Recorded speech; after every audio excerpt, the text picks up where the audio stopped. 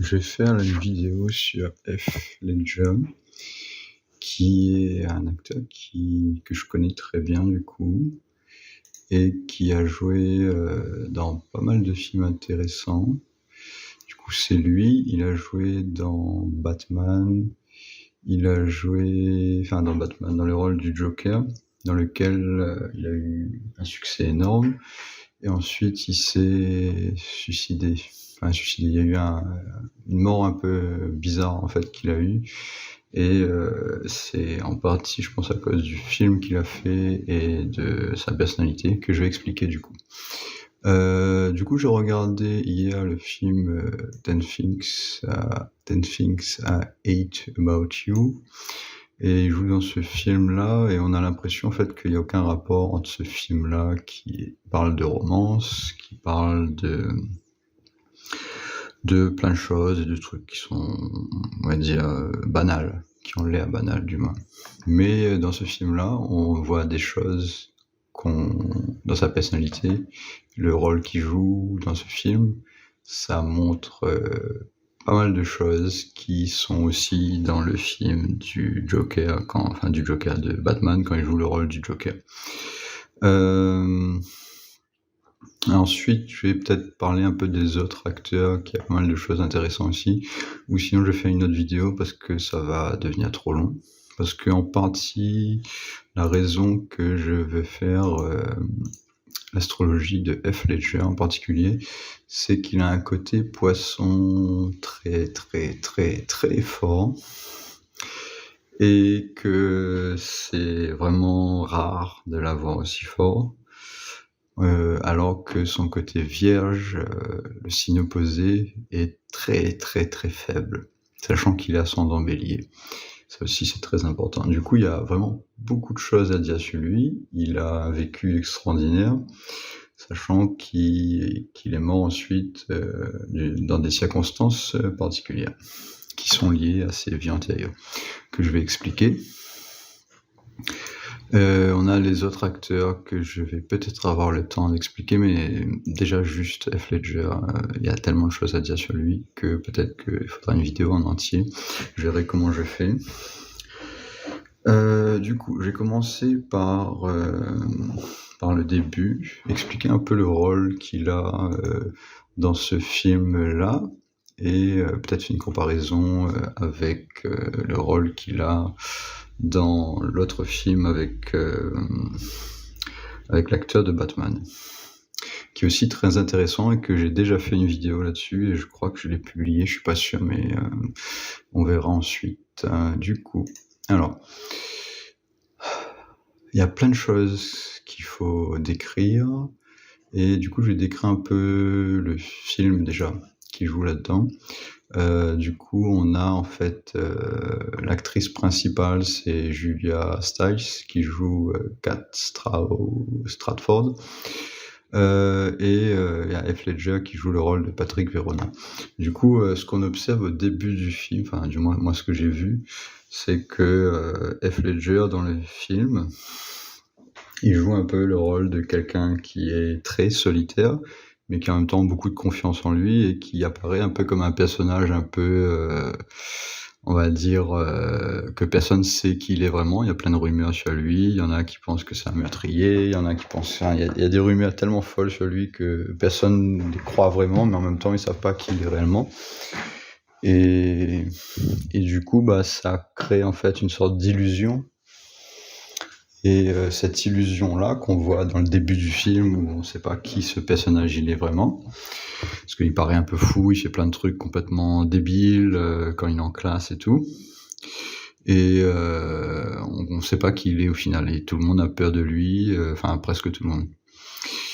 Et en fait, dans le film de Batman, quand il joue le Joker, c'est exactement cette même chose qui se produit dans le film. C'est qu'à un moment, il se fait arrêter, le Joker, c'est Heath Ledger, le Joker, et il se fait arrêter, et on lui pose plein de questions sur sa vie, en fait, qui il est vraiment, et personne ne le sait.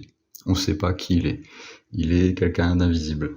Bon, bien sûr, dans le film romantique qu'il y a, au bout d'un moment, ça se sait qui il est, il l'avoue au bout d'un moment à sa copine, Sa copine, c'est sa fille qui devient sa copine. Et on sait un petit peu de lui, il révèle en fait qui il est vraiment et voilà. Mais ça a été très dur en fait pour lui de ne pas mentir sur ce sujet-là et c'est en partie cette raison-là que personne ne sait vraiment qui il est. Parce qu'il est en train de mentir, il cache vraiment qui il est. Et on a l'acteur de Joseph Gordon qui, si on regarde son astro, il a des vies antérieures pas dans le même signe, mais dans la 12e maison, exactement comme Heath Ledger, sachant que c'est les deux seuls acteurs dont j'ai l'heure de naissance. Les autres, on n'est pas sûr, mais je pense qu'il y a une liaison à la 12e maison aussi avec les acteurs, et du coup, j'ai expliqué ça ensuite si j'ai le temps. Du coup, on a cette comparaison-là au début du film, où on voit que Heath Ledger, il est très très solitaire. Mais en même temps, il y a beaucoup de confiance en lui qui sort et on a un côté masculin très fort. Donc le soleil sur l'ascendant, il a le soleil sur l'ascendant en bélier. Et du coup, il y a cette voix énorme, très masculine et tout, le visage carré, beaucoup de confiance en lui qui ressort. Et du coup, il y a ce côté bélier là qui fait qu'il paraît en fait comme une personne qui est normale.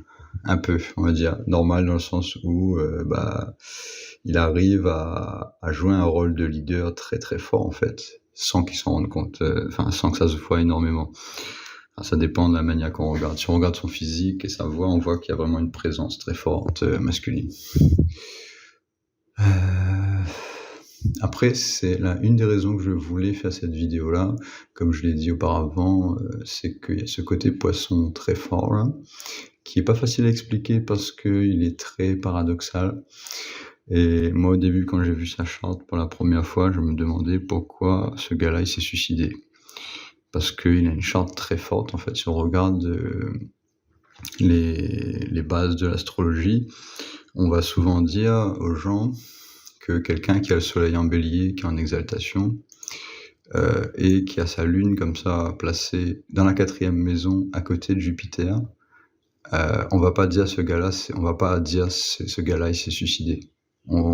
Généralement on va dire non, ce gars-là il va jamais se suicider parce que on voit en fait la force de Jupiter qui est énorme ici.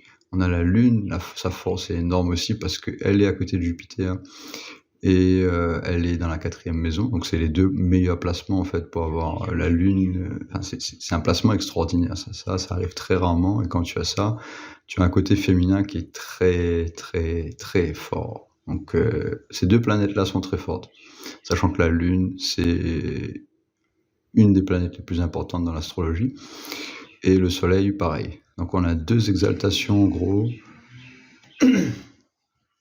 Un petit peu à l'extérieur.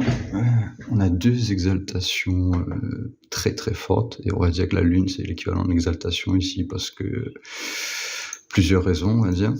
Et si on regarde la force de la lune ici, on voit que c'est sa 3e planète la plus forte, sachant ici qu'on a un pourcentage qui est très élevé ici. On a une planète qui est très très très forte. Si on compare ça à la normale des gens de tous les jours.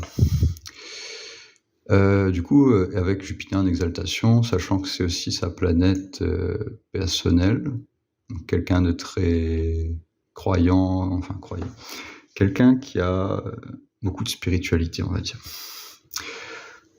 Chose qu'on ne voit pas dans ces films, on voit pas sa mère, on voit pas ses parents, on sait pas qui sont ses parents, alors qu'ici on a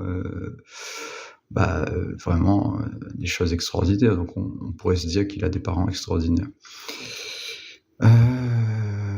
Mais pourquoi une astrologie aussi forte et au final quelqu'un qui se suicide? C'est la question que tout le monde se pose, dont j'ai la réponse, mais que j'ai eu du mal à découvrir moi-même parce que c'est vraiment pas facile à trouver. Et c'est là que je vais décrire vraiment le côté poisson très fort ici. Déjà, quelqu'un qui est bélier, il a ses maisons qui sont dans le même signe. C'est-à-dire qu'on a bélier qui est la 1re maison, et bélier c'est le 1er signe, Donc on a en fait les maisons qui sont cadrées exactement sur les signes.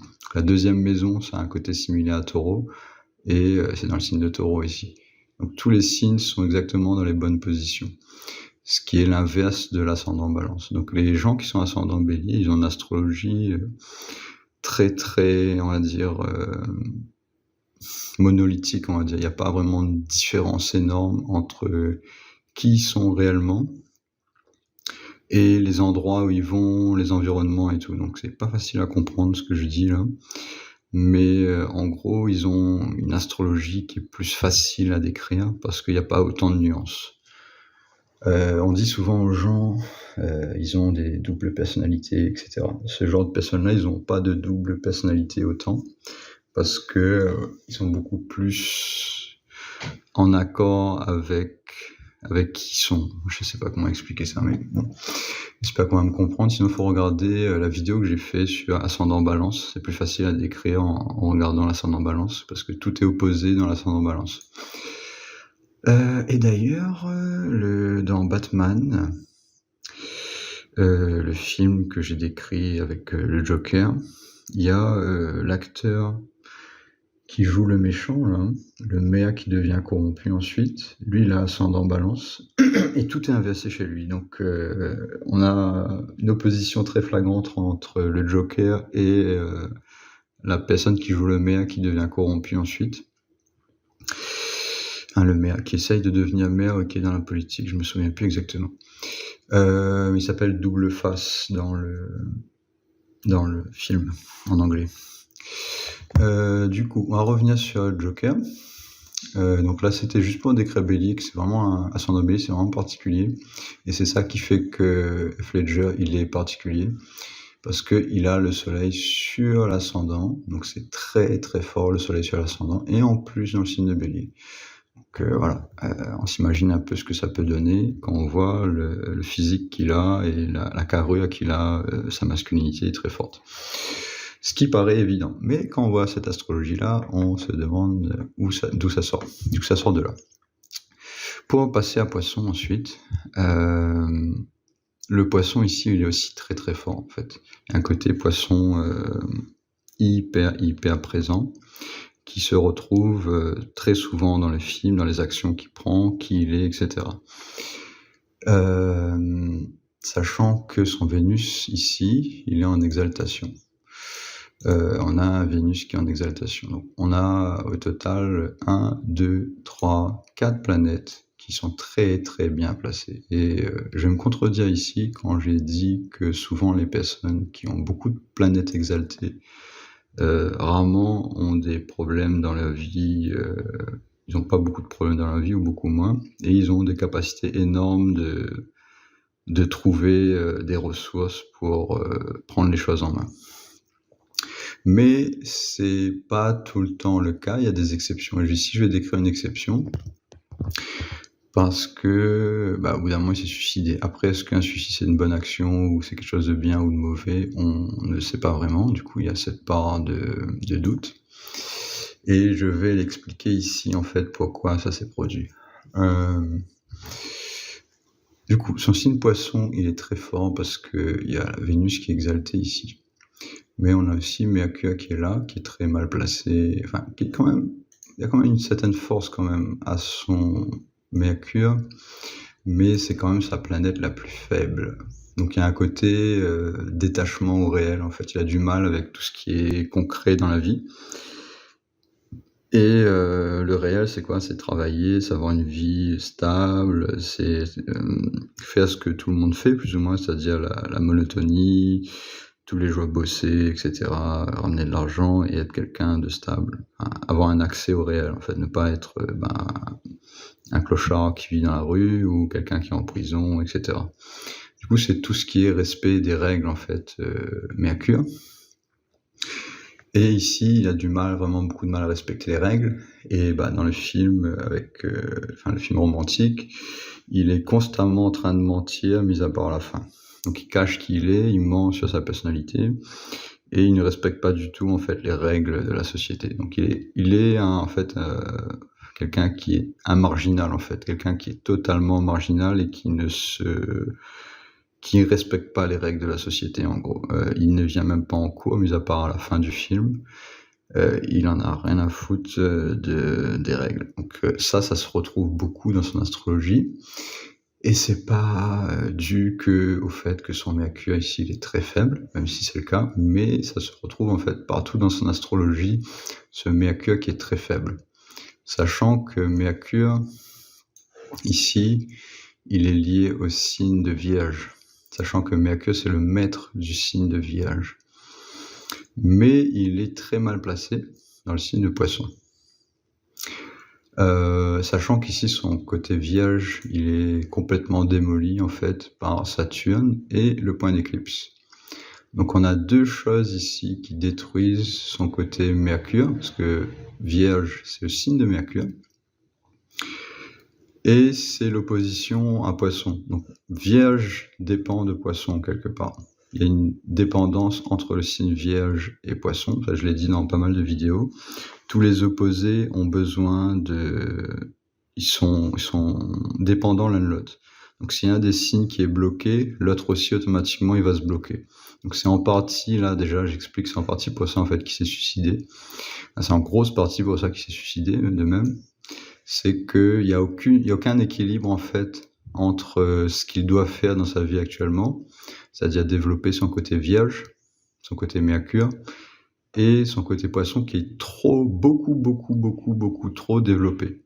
Donc il a un côté Poisson qui est très très fort, bon pas totalement non plus parce que Mercure il est à côté aussi et il est pas très fort de ses vies antérieures, sachant que c'est la planète qui est la plus proche de son point d'éclipse des vies antérieures.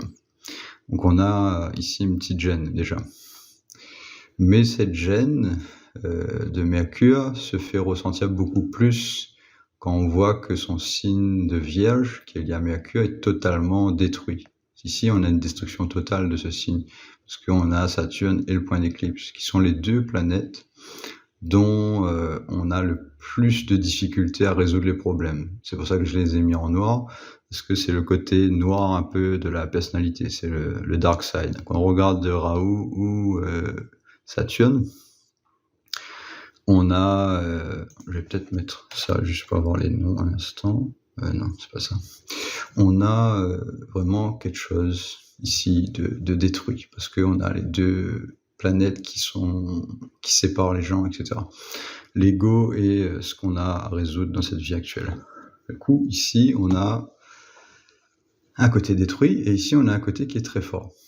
Mais on a du coup un déséquilibre en fait entre ces deux signes qui sont interdépendants. Vierge et Poisson ont besoin l'un de l'autre pour survivre.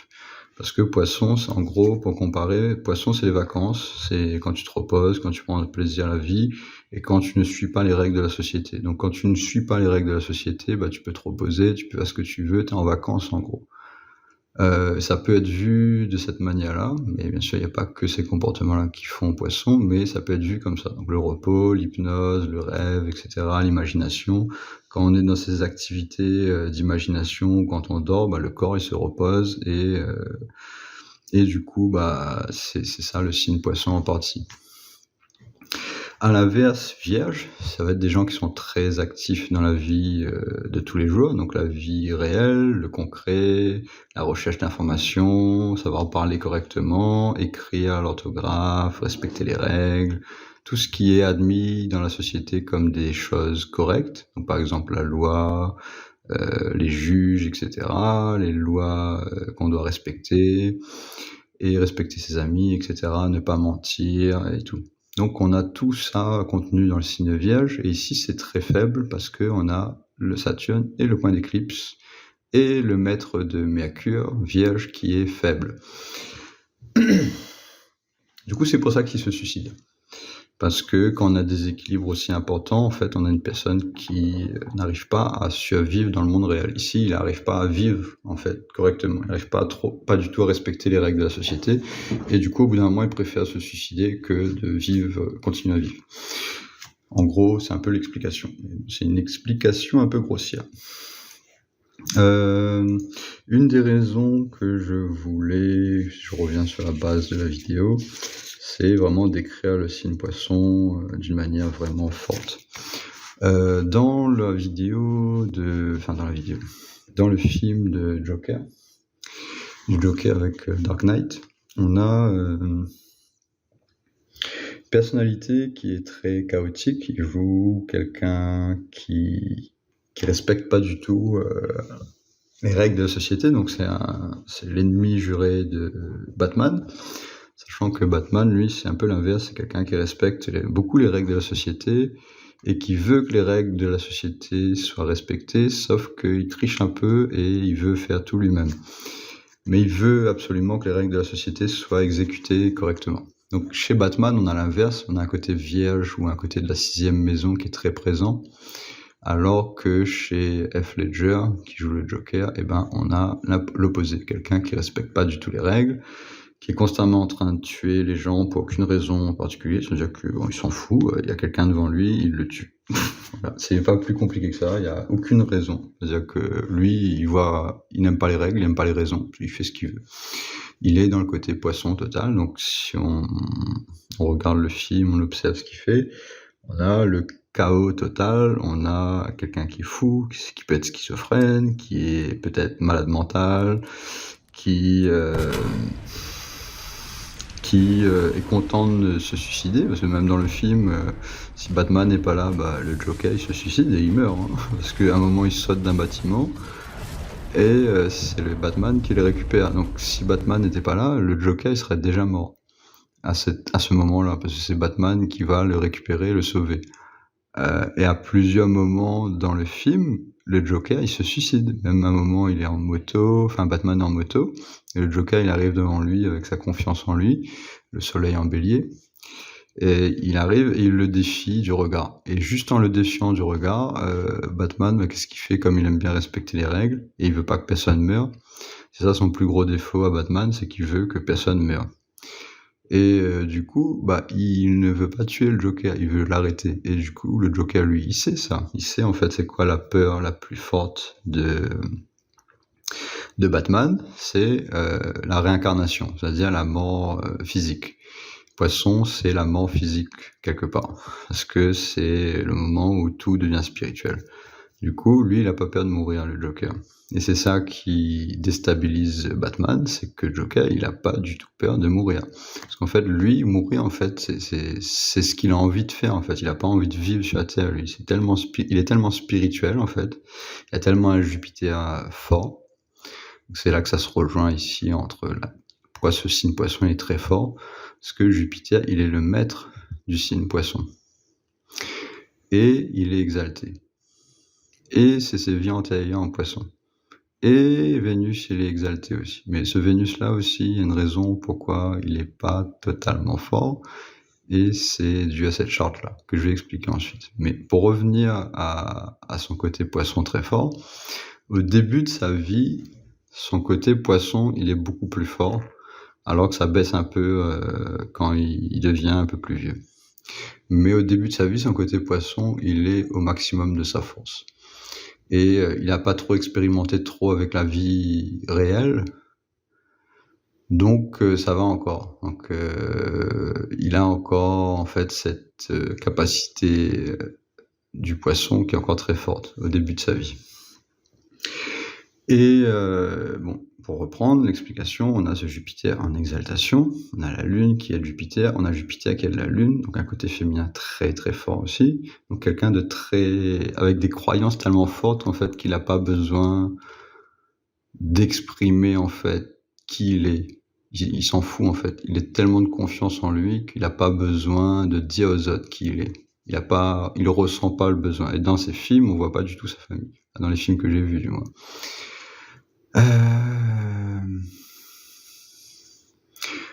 Du coup, ça, c'est très fort, et il va défier le Batman en jouant au jeu de la mort, en quelque sorte, parce qu'il sait très bien que Batman, il a peur de la mort. Du coup, il joue là-dessus, et Batman, il se fait avoir au début du film. Sauf que Batman, en quelque sorte, est le sauveur aussi de Joker, parce que s'il serait pas là, le Joker, il serait mort. Donc on a cette interdépendance en fait entre Vierge et Poisson dans le film de Batman.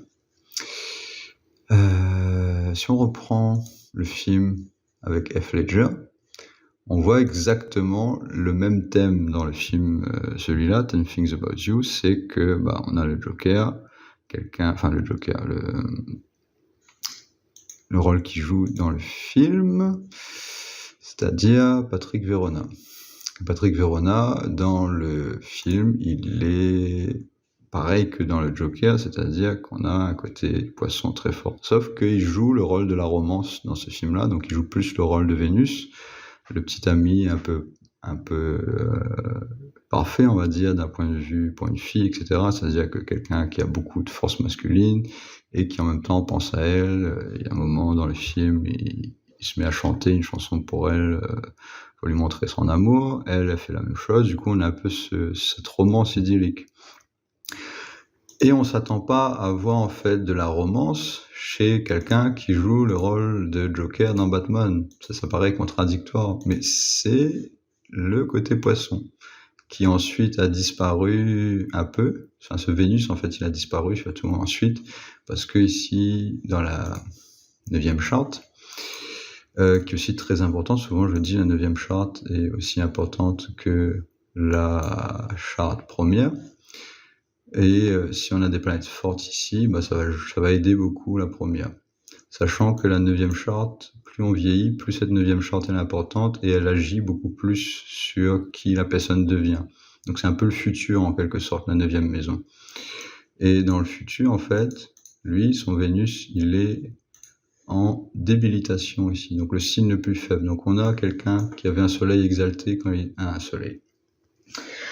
un Vénus exalté quand il était jeune, et plus il vieillit, il va avoir son Vénus dans le signe de Vierge. Sachant que Vénus dans le signe de Vierge, c'est très très faible, c'est quelqu'un qui devient trop franche en fait, qui a plus de diplomatie, qui a plus de respect pour la romance, qui est trop cru dans ses paroles, qui blesse les gens et qui vraiment n'a plus d'intérêt pour la romance, etc. Plutôt l'inverse, quelqu'un qui a de la romance qui est un peu crade, on va dire, qui est un peu sale. Parce que la romance, c'est quelque chose de spirituel, pas quelque chose de physique, c'est pas quelque chose qu'on dit, et du coup, ça peut paraître comme un mensonge. Et c'est pour ça que le film Ten Things About You paraît un peu comme un mensonge, parce que bah, lui, il est constamment en train de mentir. Mais c'est pas un mensonge qui est méchant dans tous les sens du terme, parce que quand il lui dit qu'il l'aime, etc., bah, c'est la vérité.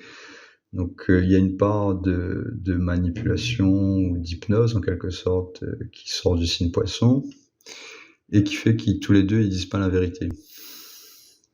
Mais c'est accepté parce que bah, c'est la romance. Donc il y a une part de mensonge dans la romance, c'est un peu idéalisé et c'est ce qui fait que l'amour ressort comme quelque chose de beau parce qu'il est prêt à tout sacrifier pour elle.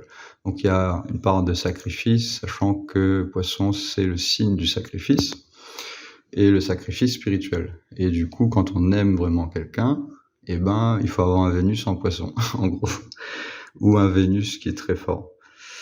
Et du coup, Vénus, c'est une planète qui se sacrifie, en fait. C'est plus Vénus est fort, plus on va avoir des gens qui vont se sacrifier en amour. Et on a ce côté, en fait, très pur du poisson, c'est un peu comme Jésus dans la Bible, c'est la personne qui se sacrifie pour les autres, et par son sacrifice, arrive à élever les autres d'un point de vue spirituel. Donc il y a cette élévation spirituelle chez le poisson.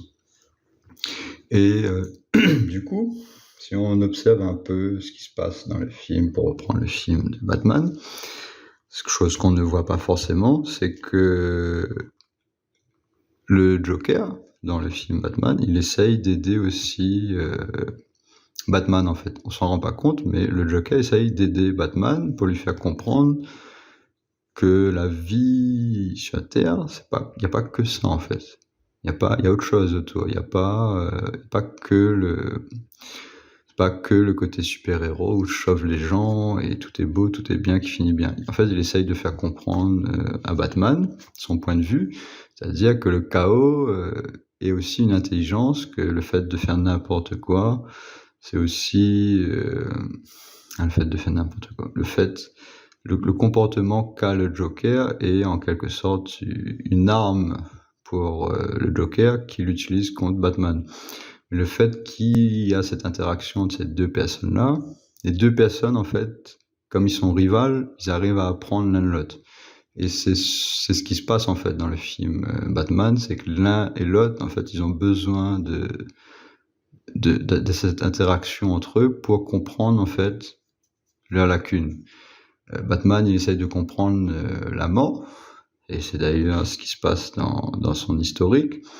Il a avec son histoire avec les chauves-souris, etc. Le fait qu'il a peur des chauves-souris au début, il a peur de mourir, il a peur de la mort. Et du coup, il s'entraîne pour devenir, en fait, quelqu'un qui n'a pas peur de la mort. Sauf qu'il a toujours peur de la mort, parce qu'il est constamment en train d'essayer de sauver les gens, et des gens qui ne lui ont pas demandé de l'aide forcément. Et d'ailleurs, il se fait rejeter plusieurs fois, alors qu'il aide les gens. Du coup, il y a un côté aussi spirituel, en fait, chez le Vierge. C'est que lui, le Vierge, il essaye de sauver, en fait, le côté physique. Le physique, le corps, essayer de contrôler son corps pour arriver à aider les gens. Chose que Heath Ledger, il fait pas du tout. Lui, il s'occupe du spirituel. Il en a rien à foutre du physique. S'il détruit son corps, s'il se fait une cicatrice sur le corps, s'il se suicide, il s'en fout. Et du coup, ça crée un déséquilibre mental, en fait, chez lui. C'est que son côté poisson, il est beaucoup trop fort, alors que son côté vierge est pas du tout fort. Donc, il se suicide. Et c'est ce thème-là qui revient souvent dans ses films. Après, il a fait un autre film qui s'appelle Brokeback Mountain, donc où il joue le rôle d'un homosexuel qui ne montre pas qu'il est homosexuel, et lui-même il le savait pas. Il le devient grâce à son ami qui est aussi homosexuel, et pareil, que lui non plus ne savait pas qu'il était homosexuel. Et du coup, ils ont un peu une relation ambiguë, en fait, entre eux, parce qu'ils sont isolés, en fait, sur une montagne, en train de s'occuper de chèvres pour gagner de l'argent. Du coup, ils sont en train d'essayer de faire du physique, c'est-à-dire de survivre. Donc le côté vierge, en fait, il va vraiment, dans ce film-là, Heath Ledger, essayer de survivre dans une situation financière difficile. Il n'a pas assez d'argent, il trouve quelqu'un pour l'employer, mais cet employé, son patron, il est très difficile, et il lui donne un boulot qui est très physique, c'est-à-dire qu'ils font un peu le cow-boy, mais avec des chèvres et tout ça, c'est-à-dire de garder le troupeau pour pas qu'il y en a qui meurent et gagner de l'argent ensuite. Sauf que dans ce film, ils sont très isolés, en fait, il n'y a personne autour d'eux, ils sont dans la montagne, et ils finissent par avoir une relation homosexuelle entre les deux personnes qui gardent le troupeau, en gros. Et tout au long du film, en fait, au bout d'un moment, ils ont eu cette expérience-là pendant 1 ou 2 ans à s'occuper de ça. Ensuite, ils retournent dans la famille, etc. Ils vont se marier chacun de son côté. Sauf que ils sont toujours attirés l'un pour l'autre, mais ils s'en rendent pas compte, et du coup, de temps en temps, ils continuent cette relation illicite en quelque sorte, parce que ils le disent à personne, ils sont mariés, et ils ont toujours cette relation, de temps en temps, ils vont se voir, et ils passent du temps ensemble dans la nature, et ils se font des bisous et des câlins. Sauf que leurs femmes sont pas au courant. Donc il y a ce côté mensonge, en fait, cette vie, pareil, cette vie marginale, de personnes isolées, totalement isolées, qui arrivent pas, en fait, à joindre les deux bouts parce qu'il est pas assez dans le concret. Même s'il a beaucoup de confiance en lui, il a un côté masculin aussi très très fort dans le film, et on voit par sa voix, etc., sa carrure, son physique, sa manière d'être, il est vraiment très très indépendant. Mais en même temps d'être très très indépendant et solitaire, il a du mal à joindre le côté réel des choses. Et du coup, ça m'a fait un peu perdre les pédales, ça, mais c'est pas grave. Je vais passer à autre chose. Du coup, j'ai fait la description de ce film-là, le 3e film, qui est assez intéressant, mais bon, c'est un film que j'ai regardé juste parce que c'était lui qui a fait le film, parce que le film est un peu... Bon, il est quand même pas mal, hein, mais c'est bon, c'est pas un film que tout le monde va regarder, parce que bon, il est un peu ennuyant quand même, faut avouer, mais c'est quand même pas mal. Enfin, il y a une perspective qui est assez marrante, mais voilà, quoi, c'est pas pour tout le monde. Bon, après, il y a le côté un peu de... Je sais pas.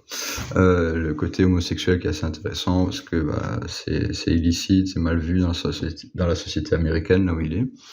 et enfin à l'époque du moins, parce que c'est dans les années 70, je crois, qu'ils font le film, enfin la période du film.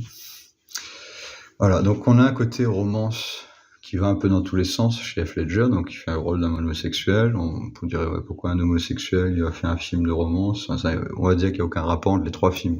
Alors que je viens de montrer que dans les trois films, ce qui ressort le plus, c'est le côté solitaire et le côté imaginatif. Dans les trois films, on a ça.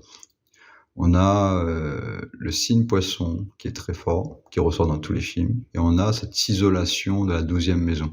12e maison, ça, c'est un peu l'environnement du poisson. C'est-à-dire que le poisson, ça va être la psychologie de la personne, le signe lui-même, et la 12e maison qui est liée au 12e signe, le 12e signe c'est poisson, et ben cette 12e maison-là, il y a une similarité avec, entre les deux. Il y a des similarités entre ce signe poisson et la 12e maison. Et la 12e maison, c'est vraiment l'environnement d'un solitaire. Et quelqu'un qui est solitaire, en fait, il passe beaucoup de temps à imaginer des choses, et à travailler sur son imagination, et ça peut donner un côté intellectuel.